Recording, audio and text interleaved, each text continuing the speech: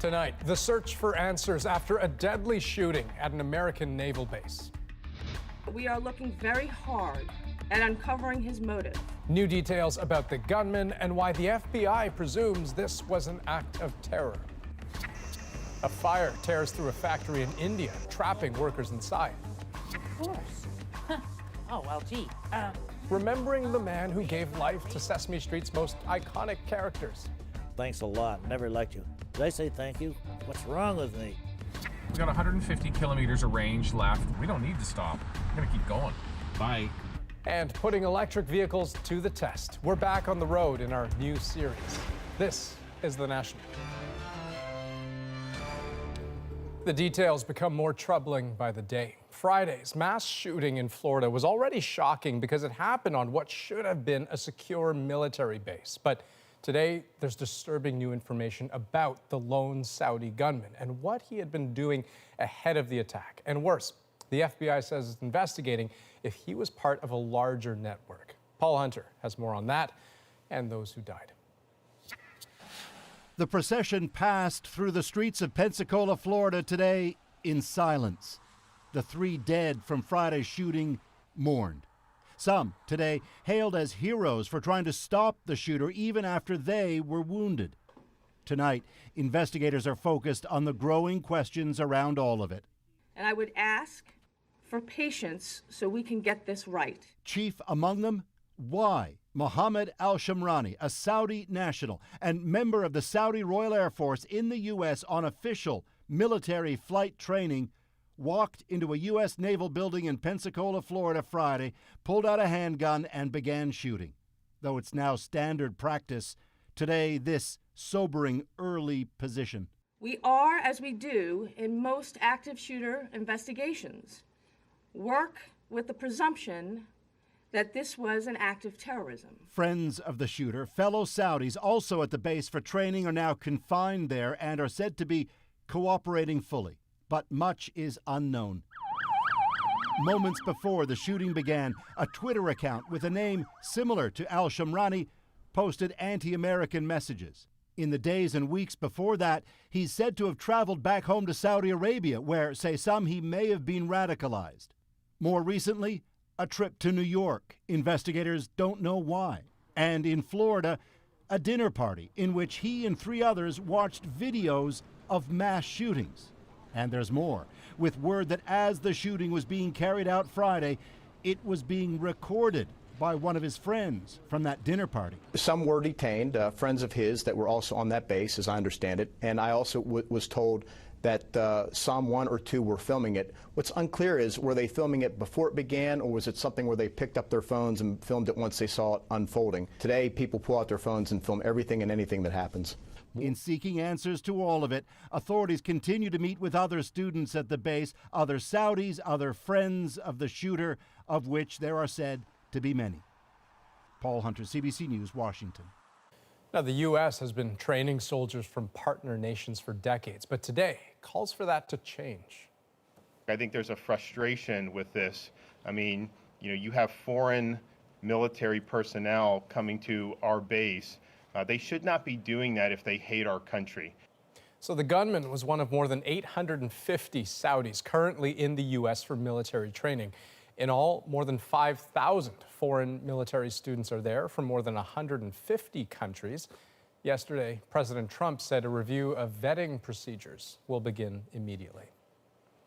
Well, in New Delhi tonight, horrifying details are emerging about just what happened inside a factory that caught on fire, killing at least 43 people.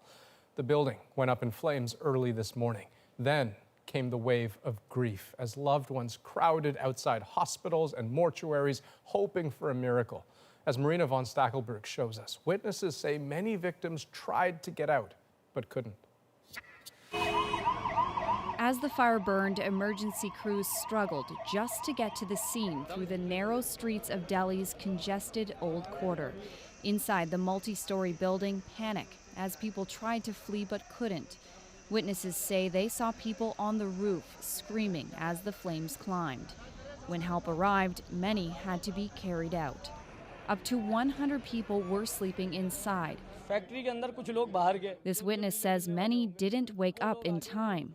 sleeping because this wasn't just a factory, it was home to many workers, trying to save money while earning about $2 a day.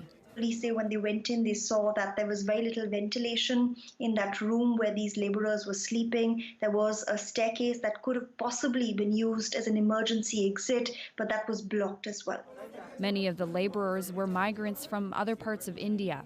Their jobs, making all kinds of plastic goods, handbags, backpacks, hats, and other clothing items. In the panic, some of their loved ones say those trapped inside called them, begging for help. There were no fire alarms, water sprinklers, or even fire extinguishers inside that building. And because it was a manufacturing unit, there was a lot of flammable material inside, things like plastic, cardboard, cloth, and that allowed that fire to spread very quickly. This isn't the first time we've seen a disaster like this. In 2013, the collapse of a garment building in Bangladesh left more than 1,100 people dead. Employees there were making clothing for well-known brands, including the Canadian-owned Loblaw fashion line Joe Fresh. The disaster sparked global outcry. Officials in this case say a short circuit likely sparked the fire and are promising a thorough investigation. Marina von Stackelberg, CBC News, Winnipeg. Now, in another Indian city just to the southeast, another scene of mourning today in the public spotlight.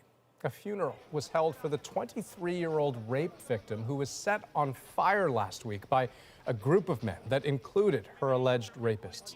The woman was on her way to court when she was beaten, stabbed, doused in kerosene. She died Friday in hospital. Police have arrested 5 suspects, including the 2 men accused of raping her at gunpoint a year ago.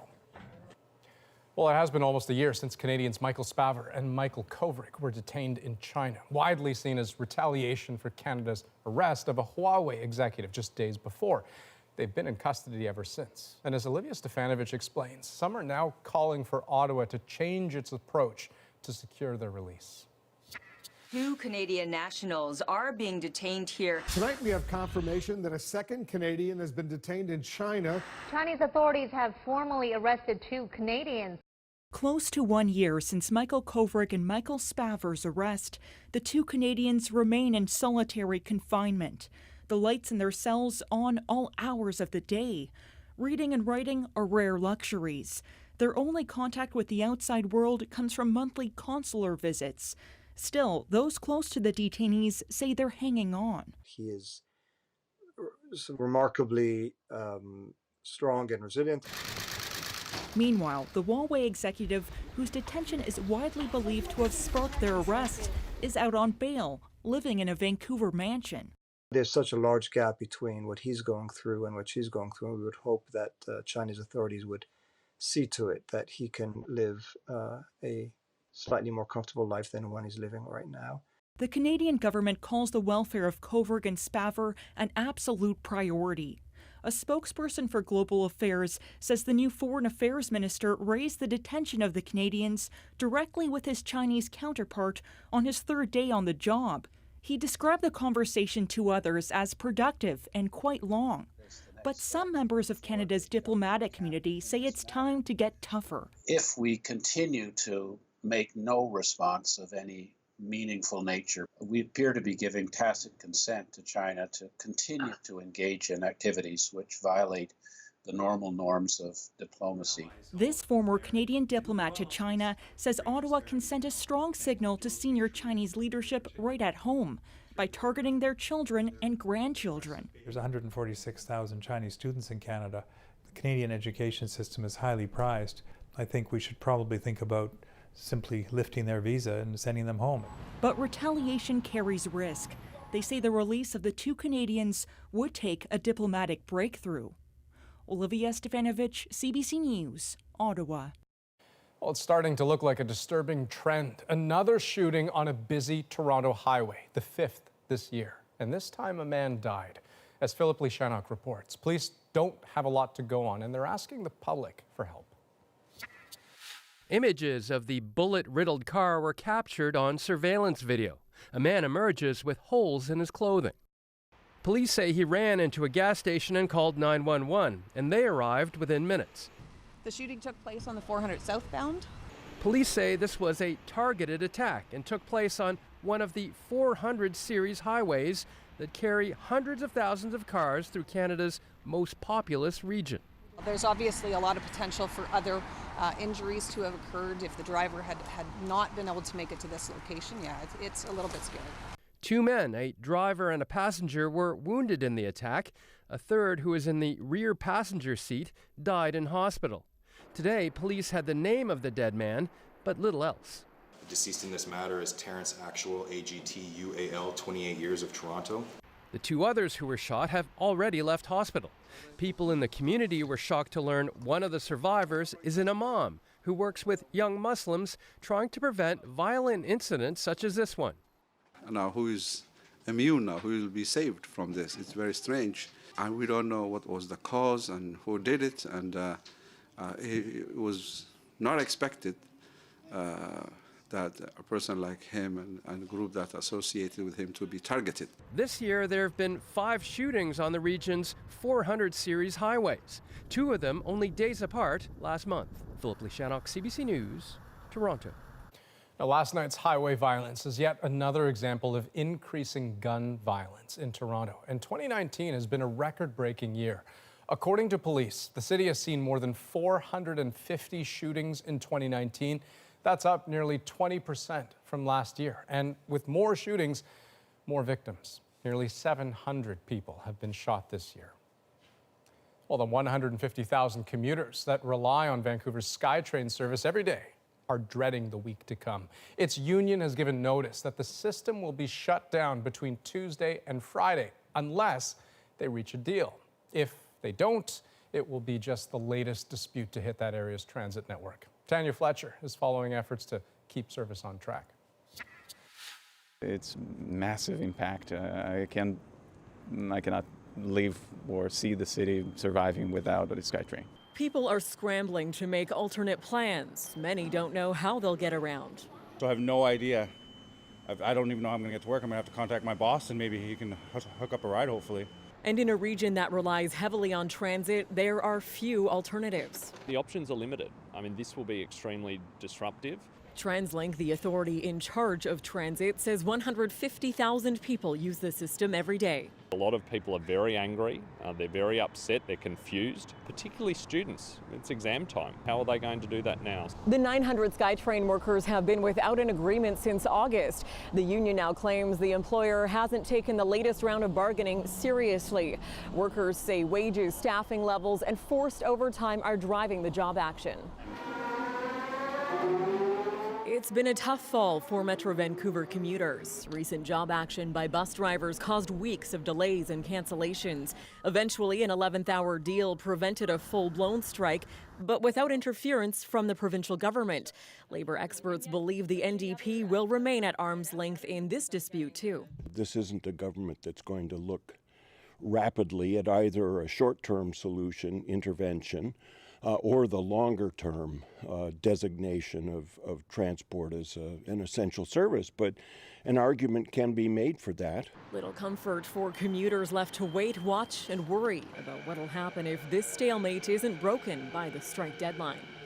Tanya Fletcher, CBC News, Vancouver.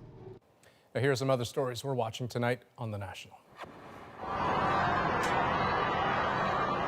In Hong Kong, protesters filled the streets to mark 6 months since anti-government demonstrations began there. Organizers say 800,000 people took part. Police put the number much lower at 183,000. The protests were largely peaceful and many stayed on the streets overnight. North Korea says it has carried out a very important test at a rocket launching site. Now, notably, it was a site that was partially dismantled last year and was supposed to be shut down. Reacting to the test, Donald Trump took to Twitter saying North Korea must denuclearize as promised. He's also warning that the two countries' so-called special relationship is in jeopardy. Meanwhile, in Washington, impeachment hearings start up again tomorrow. Lawyers for the Democrats and Republicans are expected to lay out evidence for and against impeaching Donald Trump. Following that, the House Judiciary Committee could vote on articles of impeachment as early as this week. And Finland has picked a new prime minister, and she's about to become the youngest sitting prime minister in the world. 34-year-old transport minister Sanna Marin will take over from Antti Rinne, who resigned on Tuesday. Finland's Social Democrats, who lead a five-party coalition, picked Marin for the role. Well, having your vehicle recalled for a safety issue may be a hassle, but it's typically free, right? And gives you peace of mind. Imagine then shelling out thousands on a repair only to find out there's a recall on the part. And as Rosa Marcatelli from our Go Public team found out, some automakers are telling drivers they don't qualify. That's the sound of the second engine Rick Lingard had to pay to put into his 2011 Hyundai Tucson after experiencing 2 complete engine failures within just weeks. He's on the hook for both, despite the SUV being part of a major recall that was issued before the breakdowns. I'm out $8,700 almost for engines and towing and all that kind of stuff. When Lingard contacted Hyundai about the breakdowns, he said no one mentioned anything about a recall. He only learned about the recall when he got the official notice in the mail, the one car makers are legally obligated to send. Hyundai didn't inspect either engine, but it rejected Lingard's claim anyway, saying the first breakdown was caused by too few oil changes and the second engine wouldn't be covered either because it wasn't inspected or installed by Hyundai. That's really disappointing. Donna Stewart and Scott Wild are fighting the same battle with Hyundai's sister company, Kia. The engine in their 2013 Sportage needed replacing after also failing at high speeds. Despite a recall, they too aren't covered. Almost pleaded with them, saying that, how can this be that our vehicle is not on the list? Kia says the couple's engine model differs from the ones under recall, and they couldn't prove how often the oil was changed. An automotive consumer advocate says using oil changes as a reason to deny claims is common but puzzling, since the car makers have already acknowledged in some cases the problem is caused by debris left in the engines during manufacturing. So whether you did oil changes or not, the debris was already there. More than a year ago, Transport Canada was given the power to force recalls, but it's never used it. So car companies still dictate when to recall and who will be covered. Drivers say Transport Canada needs to do more. Transport Canada have told us unless there's a fatality, a lot of stuff does not happen. Man, that's way too late. The Transportation Authority is looking into 65 complaints about being left out of the Hyundai and Kia recalls. Stewart and Wild's case is among them. The couple is now waiting to see what, if anything, the agency does about it. Rosa Marcatelli, CBC News, Calgary. And if you have a story you'd like our Go Public team to look into, you can get in touch with them at gopublic@cbc.ca. Okay, more news ahead on The National, including a big loss for Sesame Street. The man behind Big Bird and Oscar the Grouch has died. We'll look at his legacy. And a single banana worth $120,000 now gone. I'll explain next.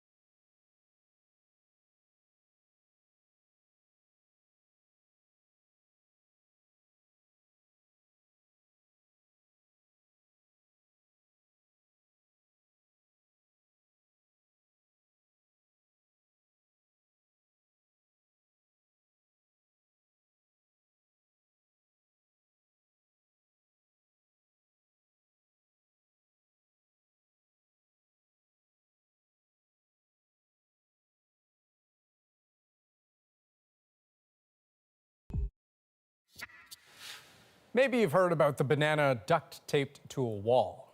If you haven't, all you need to know is it was art displayed at a gallery in Florida worth tens of thousands of dollars and now gone. Because as Anita Bath shows us, one artist's masterpiece can be another artist's meal. Perhaps a fitting end for a ripening banana taped to an art gallery wall. Hungry artist. Peeled and eaten, all while a stunned crowd looks on. Yes. That snack was a piece of art titled Comedian, created by famous artist Maurizio Cattelan. He'd already sold it for $120,000. This piece was on show in Miami when performance artist David DeTuna got a little hungry. Okay, come with me. See you after jail, guys. And the saga continues. Now the replacement banana gone, and the wall appears to have been vandalized. Cattelan's banana art was intended as a symbol of global trade and a double entendre. Ever slipped on a banana peel?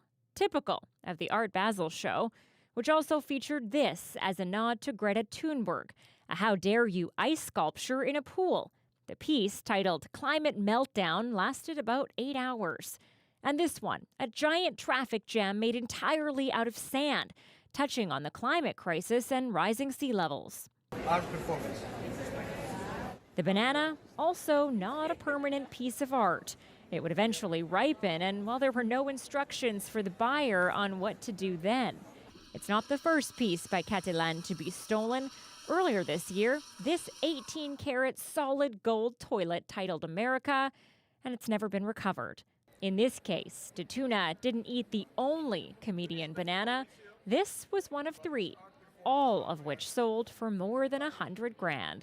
Anita Bath, CBC News, Vancouver.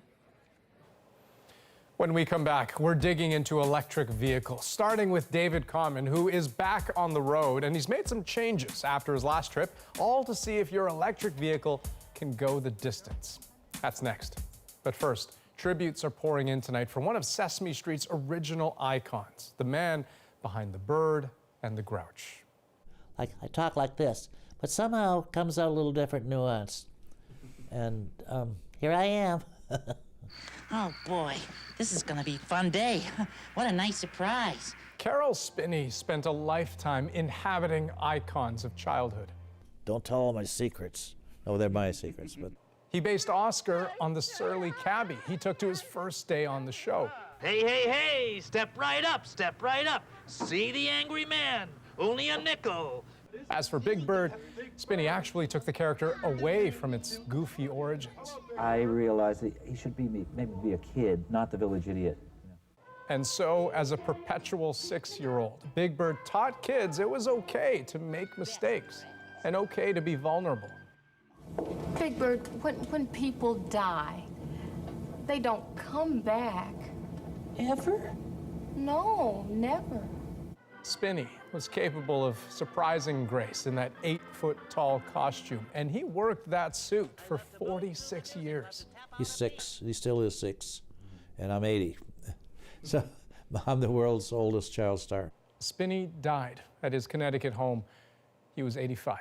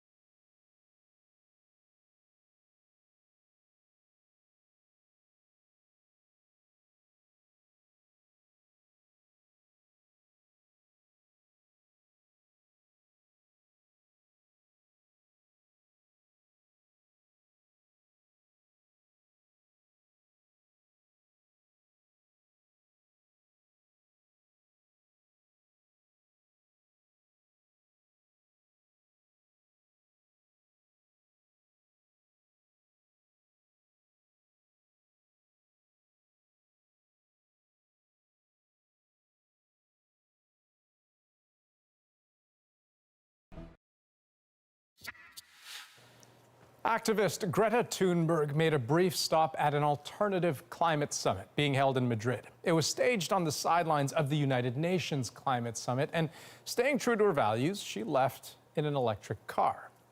Now, with concerns over climate change increasing, there's been a surge in demand for electric vehicles. So this week on The National, we're taking a special look at those cars. Can supply meet demand, and are they really the greenest way to get around? Well, David Common tried one out back in February to see how an electric vehicle would fare on a road trip.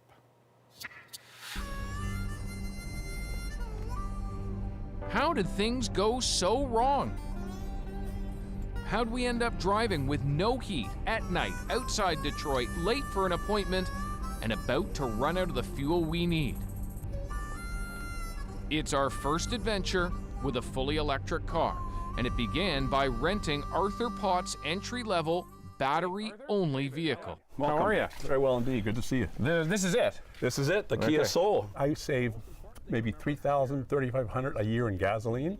Drivers are still shy of battery-only offerings, no gas engine at all. So what's holding us back? That's four things: cost to buy, range, how far they can go between charging, whether there are enough charging stations, and the time it takes to recharge. Along with producer Jill and videographer Ed, I'm testing those out on this journey. Yeah, so tomorrow we head to Detroit. Yikes. Overnight, we're using a level 1 charger, the smallest and slowest there is. The car is at 86%, and it could actually take 5 more hours of charging to get up to 100%. That's okay. This is enough for what we need to do today. And what are we doing? Well, it's actually a little bit risky. We are going 400 kilometers all the way to Detroit. It's a big road trip in an electric vehicle, one we've never done. Jill is using an app to track where we can recharge along the way, and we can use that app to pay for the top-ups as well. Okay, never done this before, so let's see. Plug the charging connector into your vehicle. I think it's this one.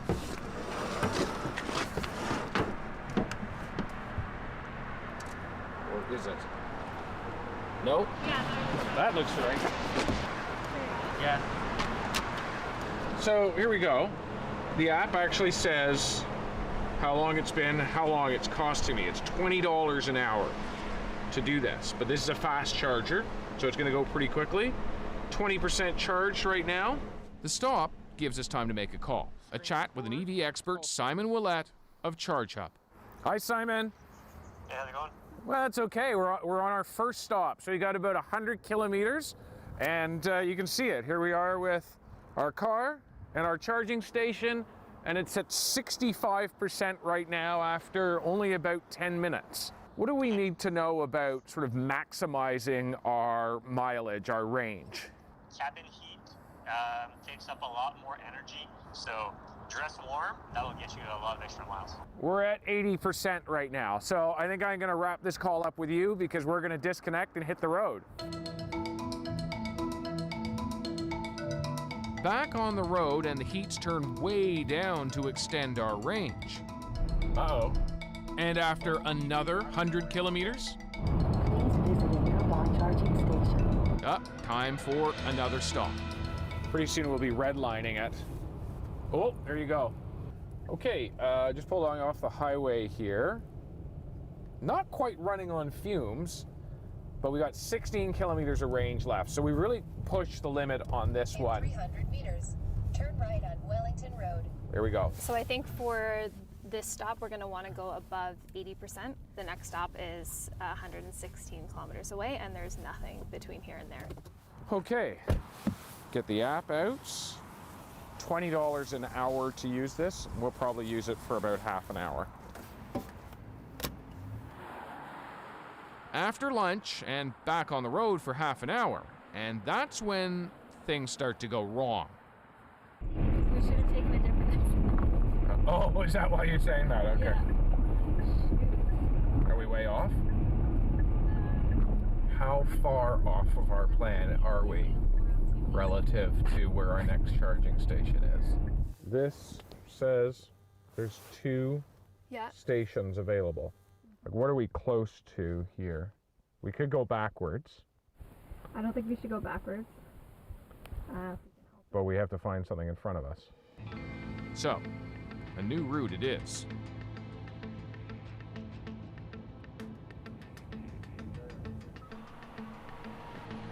Okay, time for recharge, and not a moment too soon. We are only about 10 kilometers of range left. All right, it's charging, 9% already. Might as well get something warm inside. Okay, let me think. None of this was part of the plan. We're now late, supposed to be in Detroit in less than an hour with no chance of making it. And now, another issue. The charger we're plugged into is not charging at the rate we've become accustomed to. It's going slower. Time to phone a friend. Simon's our EV lifeline. We ended up taking a different route than we'd planned, and so we didn't go to the charger that we'd planned. We found another charger. We're at that charger, but it's taking much longer than we thought it would, even though it's still a level 3. Why is that? Usually you'll see 50 kilowatts, so that's probably what you've been charging at most of the day today, but now you've probably hit one that is throttled down to a lower power. It's about 100 kilometers from here to there, and our car is not charged up sufficiently for that right now. Oh, no, 107. 107? Okay, so I'm gonna go out and see if we got that much.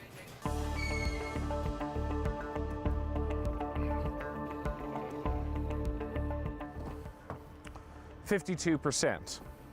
That's not going to be enough. So our range right now is 78 kilometers. It's not enough to get us to Detroit. So I think we're probably going to have to wait it out. The alternative is driving to a faster charger than this one, but it's a bit of a gamble. We have just enough range remaining to make it, but not enough time. We need to speed up, and doing so reduces the range faster. To compensate, we're turning all the heat off, and it gets very cold very fast. But we do make it to the auto show just before it closes. Okay, we made it! To meet Paul Rzuski of the Toronto Electric Vehicle Association. Thanks so much for waiting for us. Okay, my hands are frozen, my feet are frozen. We had to turn everything off in order to get here. Here's my thing. People are gonna look at what we've done, and they're gonna say, uh-oh, I don't know about an EV. The good news is that you drove a previous generation electric car. So over there is the same car you were driving. It's being introduced with more than double the size of the battery. In other words, we could have made it without recharging, or maybe recharging once. A very different kind of story, and gives you a sense of where EVs are heading. It makes you realize how, in just 2 years, a single car model has really extended its range. There are some lessons, though. EVs certainly can be affordable and seem great for city commutes, but not all models are suitable for longer road trips. Still, progress is happening, and happening quickly. Longer ranges, shorter recharges, and more charging stations.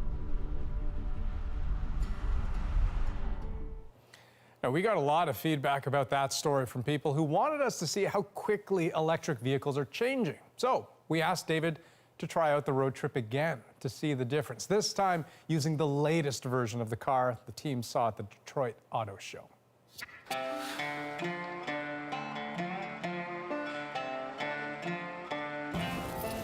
Hey, Hi, David. Ken. How are you?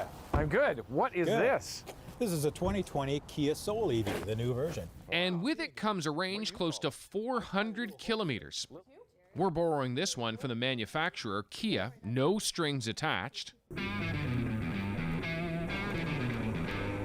The change in range is making road trips like this so much easier. We're heading back to Detroit, car capital of the world, to see the latest electric vehicle to have hit the market. And this time, instead of 3 charging stops, we're only going to need 1. We got 150 kilometers of range left, but at this point during the last trip, we had only about 20 kilometers of range, so big difference this time. So there's our charger from last time, more than 300 kilometers of range still, so we don't need to stop. We're gonna keep going. Bye. look over there, 4 new charging stations. That gives you an idea that there's just so much more charging capability. We were on track to cut more than 2 hours off our original journey until we screwed up. We are slightly off course. Yes, this happened in the last story, and yes, this would seem to be staged, but no, it is not. It's just us.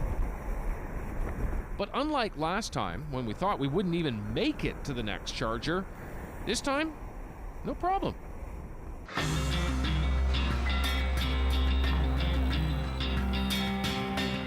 New battery ranges give us the cushion all the way to Motor City and Ford's headquarters. This is a very classic, strong, athletic Mustang Q, and had to be interpreted for the SUV version of it, and I think the design team did a fantastic job. The president of Ford in North America, Kumar Galhotra, showing off the changing face of electric vehicles. 0 to 60 for the GT version is going to be under 4 seconds. Really fast. Really fast, maybe 300 seconds. No longer a geek-mobile, they're getting bigger because consumers still like big vehicles like SUVs. There's a huge market segment of Mustang enthusiasts who want a vehicle like this because it's more versatile. It gives them room for family, friends, for cargo. And it's a Mustang, America's original muscle car, now in electric. If you like it, you got to get in line. One version of this EV sold out in just over a week. And that's something of a trend for many battery-powered models. How long did you have to wait for it? 5 months. It's just unfortunate there's not enough supply to supply the demand that there is for them. Over the next couple of nights, we'll be looking at what's holding electric vehicle sales back and what's being done to spur them on. If Canada nationwide adopted the same policy that British Columbia just put into place, that alone, I'm very confident, would have the strongest impact increasing electric vehicle sales, not just in the next couple of years, but in the decades to come. We're also examining just how green these cars really are. What about how their batteries are made, or where the electricity comes from? Electric vehicles are better for the environment, but they're not some utopia. There's very few things that are utopian. And you can catch more of David's series right here tomorrow night on The National. But when we come back, a rare look at the desperation inside war-torn regions of eastern Ukraine. And remember those candid, unscripted comments from the Prime Minister? Well, they got the Saturday Night Live treatment, and you will not want to miss it. That's next.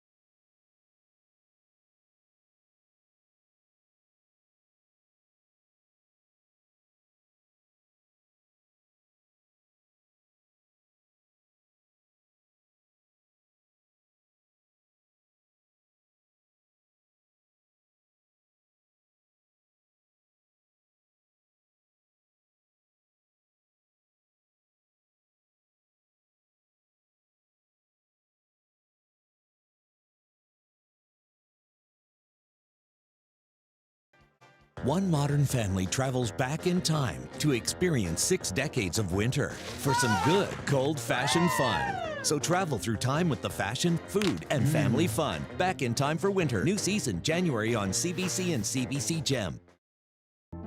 I'm Jamie Poisson, and tomorrow on CBC's Daily News podcast Front Burner, the United Kingdom goes to the polls later this week, and we discuss why this could be the most important election since World War II.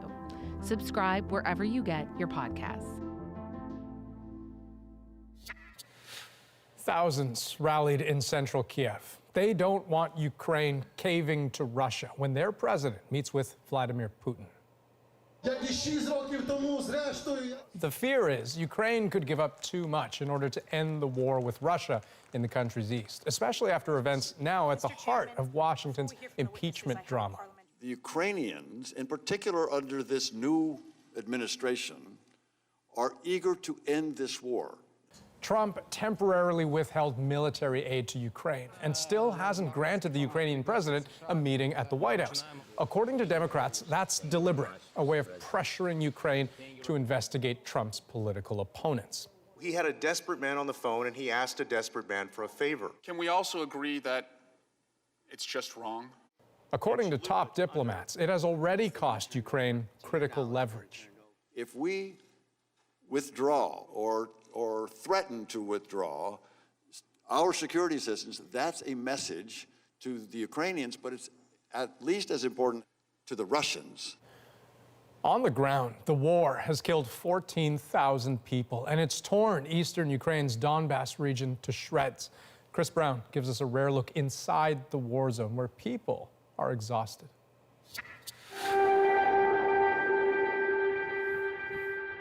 There's no easy way for outsiders to see the obliterated landscape of eastern Ukraine. The airport in Donetsk, the largest city in the separatist-held area, was destroyed and never rebuilt. 6 years of war has left this place ruined. Our CBC crew that made it in heard a resounding desperation for a deal to bring peace to what many here feel is a forgotten conflict.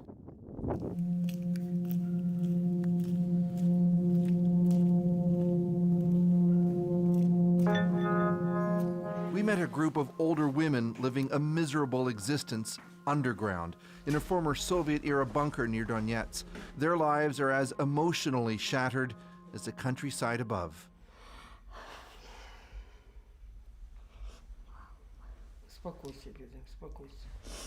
Ну, я хочу, чтобы уже мир был, чтобы мы уже вышли отсюда, чтобы уже и люди жили, чтобы дети были нормально, чтобы в школу ходили, чтобы все было хорошо. There's no heat, but at least there's running water and electricity, and they're safe from the shelling and the snipers. 5 лет, 6-й год идет война. Отечественная шла 4 года. А это что такое? 6-й год. Что это за... Я не понимаю. Мы не понимаем. Everyone down here is united in survival, but they're divided on the future of this territory. Донецк все равно же принадлежит Украине. Как был украинский, так еще остался. России так такого нету. В Россию пошел. Ну, в Россию, для того, чтобы еще пошел, навряд ли Россия возьмет. All are aware that Ukraine suddenly became big news in the United States because of the U.S. impeachment saga, but it's not changed any of the misery in their lives. Тоже не знаю как. Как решиться, лишь бы быстрее закончилась война. Вот. Ukraine's President Volodymyr Zelensky has vowed to get this area back under Ukrainian control. He's helped orchestrate a modest pullback of troops, but the fighting hasn't entirely stopped. In the village of Zaitsova, Masha and her grandmother Svetlana told our crew that barely a night goes by where they don't hear shooting. They say they've even found mines that were fired by artillery that landed in their garden. На огород мы тоже через раз выходим, потому что мы не можем, предсказать, когда будет обстрел, а когда нет. И у нас он все позаделано этим самым. Svetlana told us she feels her home is a disposable pawn in a bigger fight between Russia and the West. Мы не нужны ни в Украине, ни в России, потому что Донбасс разбит. Украине такое ярмо не надо, и России тоже такое ярмо не надо. Masha let our crew come with her to school, which has been hit by shells twice and rebuilt. These 10 and 11-year-olds have lived with war for as long as they can remember. Я хочу, чтобы больше не стреляли, чтобы все дома же восстановили, чтобы все ходили с улыбками и чтобы больше не погибали люди. Мир, здравие и спокойствие.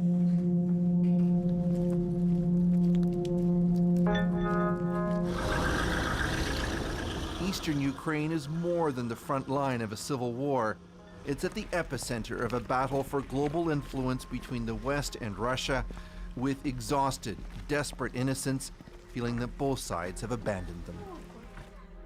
Chris Brown, CBC News, Moscow. The talks tomorrow between Ukraine's President Volodymyr Zelensky and Russian President Vladimir Putin will be the first serious effort at peace in 3 years. Okay, when we come back, a viral ad that sparked backlash and ridicule online. The woman at the center of it all gets a new beginning of sorts. Hear from her next, but first. Oh, look, it's Trudeau and Macron. They're so cool. In case you missed it, Saturday Night Live's Cold Open did the last NATO summit as basically high school. That's what it's like to hang out with the cool guys. With France's Emmanuel Macron, Britain's Boris Johnson, and Canada's Justin Trudeau as the cool kids. Hey guys, is this seat taken? Sorry, actually it is. And the US president as the loser. Someone say something about a party? Oh, I don't think you'd want to go. You'd have to walk upstairs. It spoofs a summit that had its own drama, with Trudeau caught on camera in a dish session on Trump. Trump was all like, well, he's too fast. And Trudeau was all like, I have a very good relationship with President Trump and his team. And Bojo was like, do you not take President Trump seriously? What? No, bro. That's complete nonsense. And I don't know where that's come from. There can be a lot of truth in comedy. Well, I'm Boris's friend, right, Boris? Don't make this harder than it already is, old man. But if NATO is high school, it's worth remembering the unpopular kid here has the world's most powerful military, a thin skin, and a rocky time ahead in Washington.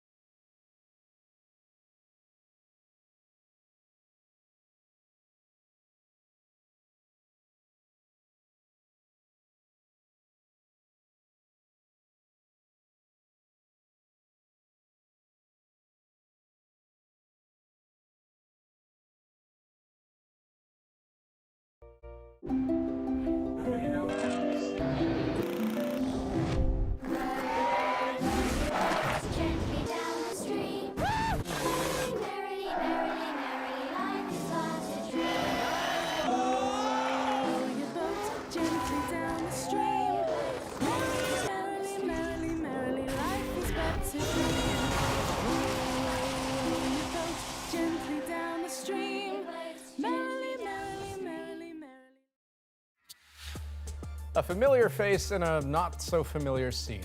This is actor Monica Ruiz, better known to many as the Peloton wife. But that could be changing. Now, she shot to fame after featuring in an ad for those high-end stationary bikes, but it wasn't the good kind of fame. As things often do on social media, backlash over the ad spiraled into something much bigger, and so now Ruiz is speaking out, starting fresh, and that is our moment. Peloton? Give it up for our first time ride. All right, first ride. So this is the ad that started it all. In it, a husband gives his wife the gift of exercise. 6 a.m. Yay. And then the criticism rolled in. The company accused of being sexist, Ruiz accused of overacting and having, quote, hostage eyes. In a statement, she told us, to say I was shocked and overwhelmed by the attention this week, especially the negative, is an understatement, adding she's not actually comfortable being in the spotlight, but she is now. And she's not hiding from how it all started, appearing in a new ad for Canadian actor Ryan Reynolds' gin. This gin is really smooth. Yeah. We can get you another one if you like. You're safe here. Same hostage eyes, but as Reynolds pointed out, exercise bike not included. Cheers to new beginnings. So since the original Peloton ad came out, Peloton took a big hit in terms of its stock price, actually losing about 15% on its value. But late last week, that actually started rebounding a little bit. The ad is not hard to find. It's still up online. And, well, people are still talking about it. That's The National for this Sunday, December 8th. Have a good night.